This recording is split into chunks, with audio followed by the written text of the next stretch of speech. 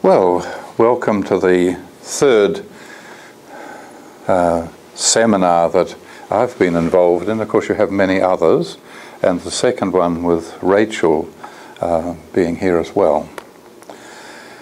What I'd like to start with is some connecting. We'll have some, first of all, we'll have some introductions. Quite a few of you have been here before, and others haven't, so we need to have a little bit of introduction time, and then connecting with what happened last year. And so partly that is, I want to hear that if there's anything kind of register, was it something useful, what things you're working with, things that, partly questions that you feel you'd like to work further with. Things like, why are you here? What do you hope to hear about? What do you want to be engaged with? So it's rather than me and Rachel just sort of coming here and spouting out what we think you might hear, it's good to hear what the issues are for you. And if we can respond to those, we will. Anything you want to say, Rachel? Oh, I agree with you that when I was thinking about this session together, that this is a time too where many of you who are teaching and working, what issues are coming up for you, what challenges, because our modern children, we've been talking about how they can't come to stillness, and how do we as teachers prepare ourselves to meet this in a positive, clear, correct way, helpful way to the children. So I hope that this will have time to share and discuss these things together. Jared, could you and Rachel exchange places? I'd like Rachel closer to the microphone. I just want a difference. Jared, You'll have to speak louder. Oh, thank you. Warmer than you. He warmed up. He warmed up. Thank you. I mean, you've got a microphone there, haven't you? So No, you haven't. Oh, it's just this one. Okay. Speak into it. Right. Well, I'll introduce myself, or reintroduce myself. In my connection with education, both my parents were interested in anthroposophy. My father worked as a biodynamic advisor in England until the war began, and then he was told there's no job for you because all farms in England are going to be turned over to the war effort. So right through the war, my father suddenly found himself without a job, which is he's too old to go in the army, thank goodness. But eventually we got back to New Zealand, which was quite hard because all the ships for a long time after the war were just engaged in war-related things. And so I came back, and I grew up on a farm. And my first connection with education was that my mother kept us at home until we were 7. I realized afterwards some of the activities we did were actually her giving us lessons, but I didn't realize that at the time. They were just sort of activities we did. And then at 7, by law, I had to go to school. So I was taken to the local school, and then the next day my mother said, "Robin, you ready for school?" I said, "No, I went there yesterday." So that was sort of my keenness for school, and partly because there were a lot of other 5-year-olds, and because typically in New Zealand, when you're 5, on your 5th birthday, you go to school. That was sort of the kind of process they have, and so I was bucking the trend there. And then later, I was sent to a boys' boarding school. I hated it. And it's an interesting situation. So I went there because my father went there, and he'd been sent there because his father and his uncle, they were brothers, were killed in the First World War. Not by enemy shells, but by someone misdirecting something on their own side. Both of them killed in the same moment. And I think after that they said, right, people in the same family don't get put into war situations in the same spot. So he went to this boarding school, and I was sent there. They're terrible institutions, you know, that first of all half the world is missing, that half meaning womankind. You're only just there from boys from 13 to 18. They're a miserable mindset, often people of that age. So I didn't find that such a great place, and I remember being able to convince my parents by the time I was 17 that I should leave there and go to the local school and save them a lot of money, which it did. And partly at that time I remember thinking, well, there's one thing I'll never do, and that's be a teacher. You know, and it was partly, I could see the way these boys, including myself, treated the teachers, or some of them anyway. I thought, what a mug's game that is. So I picked 17 because 17 keeps coming up in my biography. And then there was another occasion when I was about 20, 21. My mother went to a conference in the Rudolf Steiner School in Hastings, which was the only Steiner school in the country, and I went with her. That was in 1962, and Carl Jaeger from New York, well, don't quote me into anything to anyone, who had left Germany from the Waldorf schools there to get away from the war. And he came across, and there's sort of a conference there. It was really the founding of the College of Teachers of that school. And I went along just to sort of see what was going on. But I can remember at the time, too, the school was run by two bossy old ladies. And I thought, oh, gosh, I wouldn't want to be in a place like that. You can see there's there's elements in your life you've got to watch where you say you're not going to do. Yes, be very careful. Yeah. So that was that, and so I wasn't quite aware that they were founding the Waldorf school. They were founding the College of Teachers and all the meditations and so on that they were given. And then I went on to I was there at that point at university doing an engineering degree, because I didn't want to do science because I thought that ends up being in white lab coats and things. I didn't want to be that kind of thing. But civil engineering, you could be outdoors. I thought this was great. And when I'd finished my work there, well, no, I'd finished that. I took on I did a PhD there, and during that time I met my wife at a tennis club, and when I'd finished that, we decided we'll travel. But some friends of my parents had shown us a brochure for Emerson College. And so I thought, oh yes, this will be interesting. We'll go to Emerson College, that'll be interesting. And then I'll go out and as a civil engineer in Canada where there's oil and make lots of money. If you know anything to do with Waldorf education and lots of money, you'll find they don't go together. They kind of don't go together. So I went to Emerson College. I was in my late 20s by then. And we had this wonderful year and meeting all sorts of interesting characters that Francis Edmonds had managed to bring in as lecturers to Emerson College.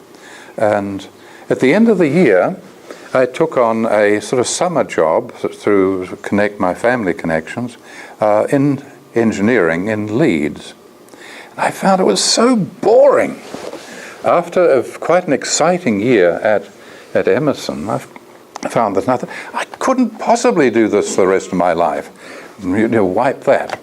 And so we both went back to Emerson College for a second year for the teacher education year.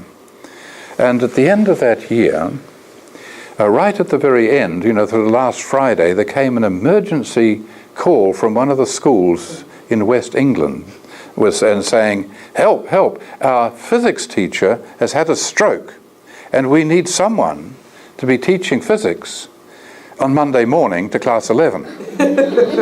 Can anyone help? So on Monday, I was in Winstone School teaching class 11 physics. Well, they were very forgiving. They were a lovely class. I don't know if any of you know Peter Patterson, but it was his class that he took through the school. So, and at that point, after that, they invited me to stay on in the school and take up this physics position, when I agreed to do it for 4 years and take a class, be a mentor a class through the high school. In other words, you don't take them for main lessons, but you care for them. You're a sort of, you're the teacher of reference for them. You know, that if they have any issues, they come to you. Also, if any other teachers have an issue with them, they come to you as well, which is a brand raw recruit teacher. That was sort of... Like an advisor. Yeah. I was an advisor, but when teachers did have troubles, I had no idea. So, I don't know I don't know how I can help you. You know, I'm brand new to this game. But it was, I had a very enjoyable 4 years there. But during that time, I was approached by a school in New Zealand wanting to start a high school. The very school I said, well, I'll never go there. So I had gave some thought to that and eventually agreed to go along with several other teachers to found the high school there. At that point, I went back there and I was twice 17. I was in 34.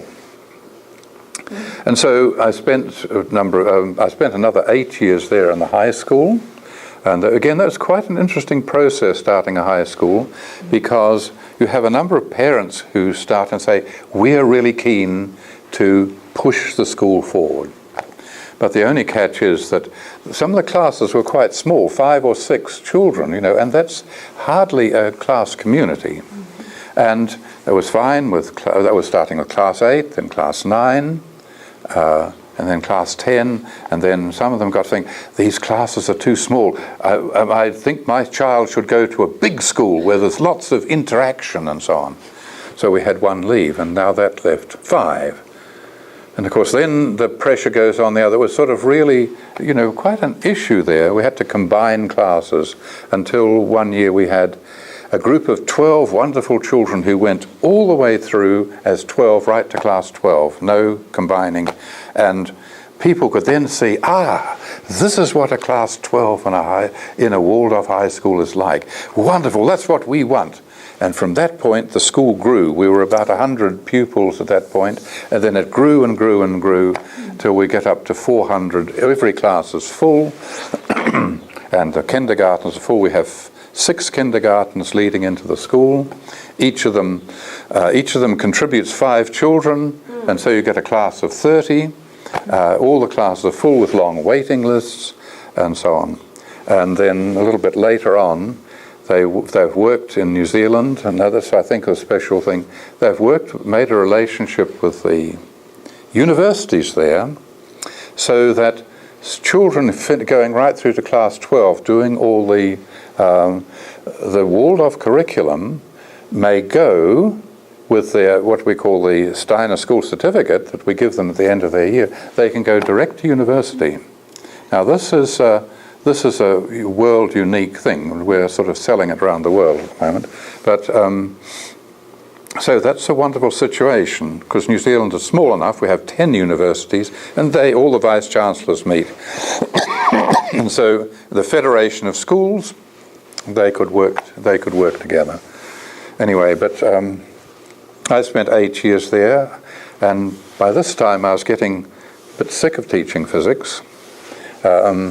Sort of because you're doing the same thing every year, and I was looking at the lower school, and I thought, wow, this is where I really want to be. So I took a sabbatical year, was the gardener for the school for a year, and took on a class, and this is from class class 1 to class 8, and there, of course, you have to teach everything. You have that much longer and more intimate connection with the children. And so those 8 years in the high school and 8 years in the lower school was 17 years, and I came to the end of that. And Taruna College, which had been founded just while I was still in the high school, by Carl Hoffman, who was the founder of the Washington Waldorf School here in the States. And where did it take place? At the home of where the 2 bossy old ladies were. They had were elderly, had died not long after I had got back to New Zealand. And so their home was dedicated to this. So at that point, when I just got to class 8, Carl Hoffman said, I wish to retire, and then put up my hand and went up to there. And I spent 17 years there. And it's like these things, you get to a certain point in life, and I retired, and you see, you're out without a job. That is, you're without employment, which is very interesting. You see, when you look at stages of life, there's 9 7-year phases, takes you to 63, then you retire. And then you can do what you like. I find this a fascinating situation. And it means you can respond, listen to what people want and respond to that. So that's a bit of my journey, 4 times 17, in that process. So, sorry, that's rather long, but Rachel will maybe like to introduce yourself and your journey. Yes, I think that my life is marked by taking the road less traveled. You get to the goal, but it's the roundabout way. And because I grew up at a time where I'm dyslexic, and they didn't know what dyslexia was, and they couldn't understand what was going on. And then they give you an IQ test at the age of 9, and they go, oh, you're not stupid after all, so you must just be lazy and just a low achiever. So you're dead if you do, dead if you don't. So, but I learned all the lessons that I always wanted to be a teacher from the time I was 9 years old. And then at 14, I knew then I wanted to do something healing. And I wanted to become a teacher that I never had. Well, I had 1 or 2 that got me through because they just saw who I was and helped me along the way. You don't need many people like that in your life, but you need at least 1 or 2. And so that's what I wanted to be. So at age 20, I went to university, and I was working, teaching swimming at a Y and physical fitness. And then my brother was killed in Vietnam. He was 21 and I was 20. And my whole life changed because it was like a door opened, and he was all around me, and I knew I had to help him. And then I met Francis Edmonds, the head of Emerson College in England, and I went to Emerson College, and I was encouraged by my crazy mother to go because they didn't give exams. And I, of course, you know, as a dyslexic, you don't take exams well, because they never write the exam the way you actually were taught by the teacher. So I went to Emerson College at age 20, and without sight unseen, didn't know Rudolf Steiner's name, the word anthroposophy I couldn't even pronounce, let alone know what it was, and so on. And for me, the person I am, it was the beginning of my life, because I learned to think at Emerson College. Because I realized there that my whole life in education, everything was so separate. Math and science and, language, literacy, everything was so separate. And nobody ever wove it together. When I was at Emerson College, which is really Waldorf School for Adults, right? Yes. It was that I experienced that everything was connected. All these disciplines were connected because they all come out of the evolution of humankind. Yeah? So everything started to make sense. I could think in a way. I never learned to think intellectually growing up, which is what you were tested on, but I could think in the bigger picture, from the whole to the part. And so at Emerson College, that was validated because of the way we worked. And so out of that, I did sculpture. I did all the eurythmy I could possibly do. I did an early childhood training, and I did both my gymnastics, which later became spatial dynamics with Jamin. So that was my beginning. I finished university while I was working full-time in Massachusetts. In a middle school, I was hired to run a special program for children there that didn't fit in even into the regular special ed. They had even more complicated kids. I said, just bring them on. So in the end, I had 4 teaching assistants and 14 children. So then I did my eurythmy training in London a year after I graduated or finished at Emerson College, 4 years in London, taught and performed eurythmy, and then years later, I did, at 40 years old, I went to Dornach and learned German as a dyslexic, learning German. Very interesting to experience it all over again. And did my therapeutic eurythmy training, which all our lectures were, of course, in German, but we had it's a medically based training, so all the doctors. So then I came back to the States, and I've worked in various situations working with children, and now I'm at the Waldorf School on Cape Cod, and this is my first year working there as the special extra lesson teacher. And doing therapeutic eurythmy. And in the meantime, I got connected up with extra lesson people, Mary Jo Aresti and so on, through the Association with Healing Education.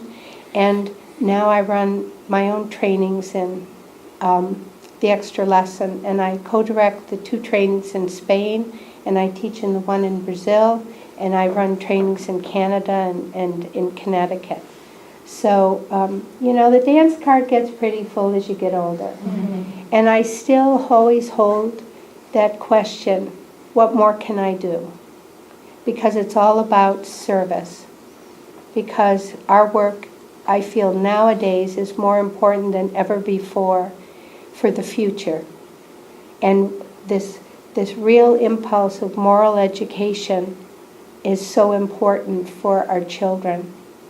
And anyone we can get a hold of to help them follow this path, hooray, hooray. So, anyway, that's enough. It's really building inner moral courage. That's really what we have a pathway where we can do that. We need it ourselves, and all our inner work and our meditative work and our exercises we do are to help that. To overcome fear in ourselves. And that's huge right now. In the times we live in, never before in history has there been so much fear. And you feel that some children come into the world already with that in them. And we need to have the moral courage to, as we say to the kids, we have to turn the I can't into I will try. Yeah? Right. And so that's really what that warrior is really that inner moral courage to go, hey, wait a minute. How can I don't like this. How can I do it differently? Mm-hmm. So it isn't just rejecting, but it's taking a positive stance.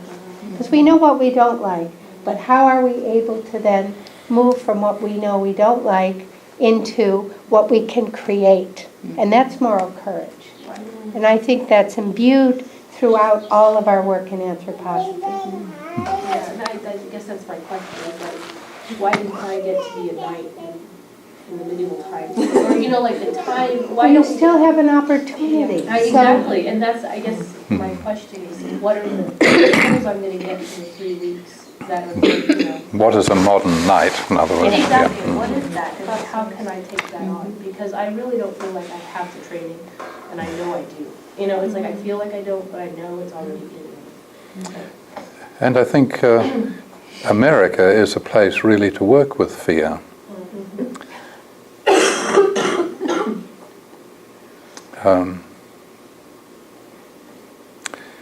These people who carry guns, what's this all about? So what's going on in the folk soul of America? Yeah. Anyway, that's when I come from New Zealand. That's what I keep on bumping into. So we've got 2 minutes. I was Well, thank you for sharing all those stories. I was hoping in some time in this time too to hear a little bit of what are the things from last year that sort of sort of worked for you during the year, or just even little pictures of, well, what would you like to be, say, out of that expanded, or sort of a picture of new directions. So there's a couple of minutes if people would like to, if anyone would like to respond on that. Matt? This is a small thing, but I'll keep it brief so there can be others. But the relationship through the eurythmy that we did, which just, I craved after we did it. I wanted to go find a eurythmy. But I expanded how I understood that a human body relates to a tool, because that's what I do.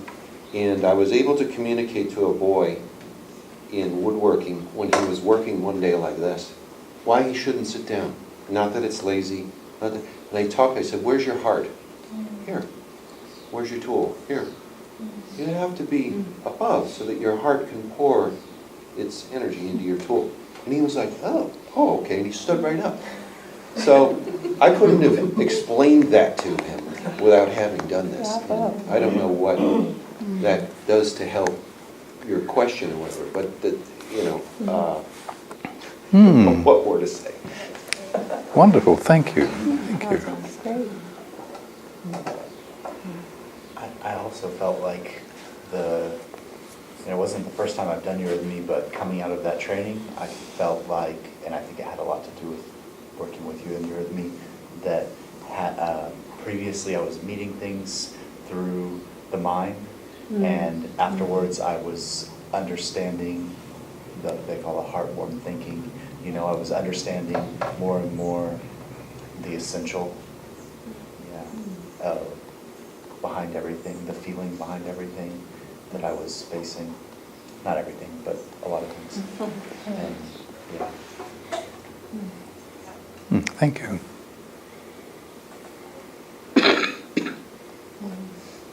A lot of I'm sorry. Go. The science stuff that we did, I mean, I'm going to do some of that this year coming up. But the botany was great because I did do that this year in tandem with Mr. Schott, who's not here. He helped me teach it. But like you were saying, that like the observing part and helping students to transfer that from botany to their writing to many other things, But we are also beginning a middle school initiative here, and so I'm looking for more, in terms of curriculum and the other part I was speaking of, because that's big changes going on there around that age, and I'm reading and reading and reading, but whatever your experiences, to both of you, whatever your experiences may have been that you can impart, especially to that just borderline of pre-adolescent, adolescent, Huge. Yeah, it would be so helpful. Thank you. That goes along with the whole thing of looking at these 3-year rhythms as well. You talk about the 7, but there's also those 3-year where the social emotional piece plays right out, and that's why I always find the curriculum is so suited to meeting exactly what socially, emotionally, and developmentally the kids are going through, and how to help teachers really connect that up so it becomes a whole, Yes, one of the themes I'll bring is something I've been working on, is actually astronomy in relationship as a vertical curriculum relating to the sciences. So we'll unfold different aspects of the science, but that'll comes later. I think it's now time for eurythmy. So we have that at half an hour. What? Oh.